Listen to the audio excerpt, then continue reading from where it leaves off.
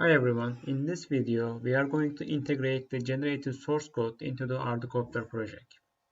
In the last video, we created a stripped down version of the main controller in ArduCopter.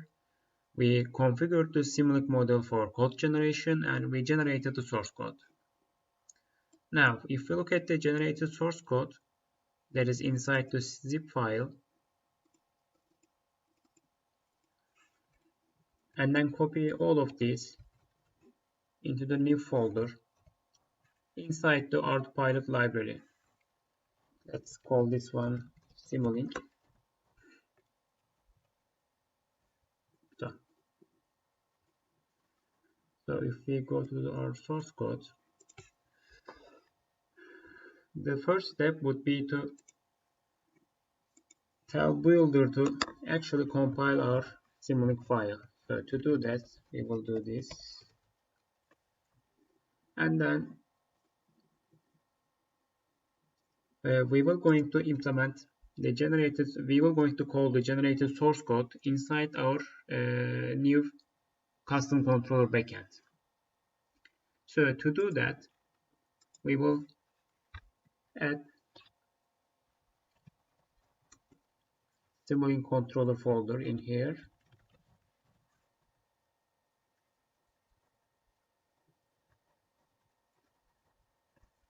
And create an object. Let's call this one Simulink controller. Now, as mentioned at the previous video, this file is mainly created to be used as an example. And if we look at this file, we will see that after creating the object, we actually call initialize and then call step function. So that's the same thing we will going to do in our custom controller backend. So Simulink controller initialize. We don't need to pass any arguments.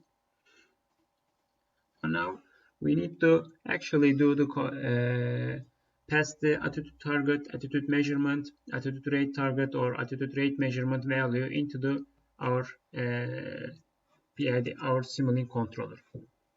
So to do that, we will just going to copy and paste the attitude target calculation from the PID backend because they will be the same in here as well. Let's get rid of these comments. And also let's copy the data value as well. So if we look at the Simulink example file, we will see that these values are passed as an argument and they are created in here. So let's copy them and paste them here. Let's pick the indentation and change these to float. And lastly, call step function.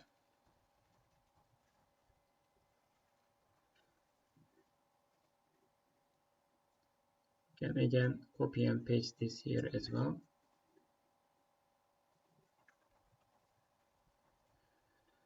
So, but we also need to assign attitude target and feed forward and rate measurement values into these variable. So to do that, we will simply copy this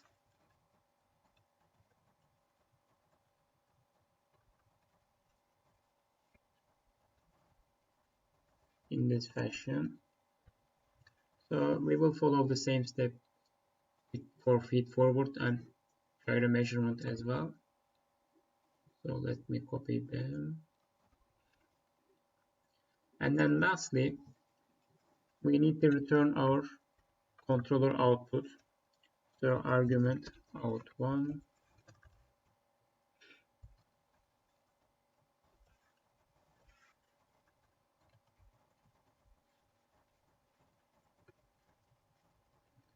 And that's it. Now we can compile the source code.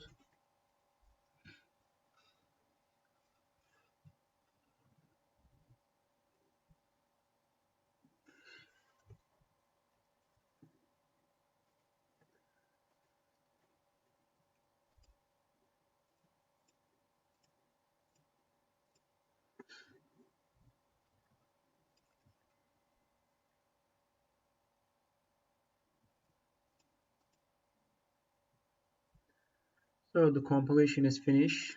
So let's run the detail with the debug key so that we can check with the breakpoint. It is actually our controller that is running. So if we check the parameter file, so the custom controller backend type is assigned to 3, which is our backend in this case. And the dummy parameters are also visible in here.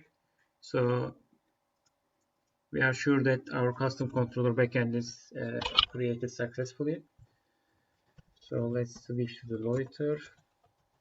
Let's turn off the custom controller just in case if it's open. And then arm the vehicle. Let's lower the throttle. Okay.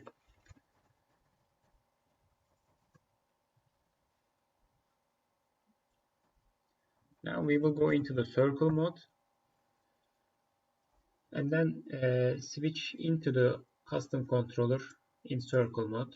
And in this graph, we can see in red the target roll value and roll measurement value. So if we switch on to the custom controller, we expect these values to be stay close.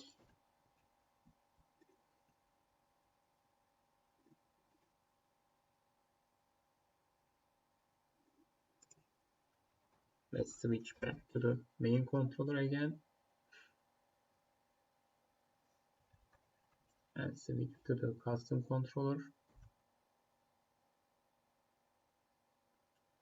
As you can see, the custom controller, which has the same control architecture as the main controller, but without the safety guard, can also follow the target roll just fine.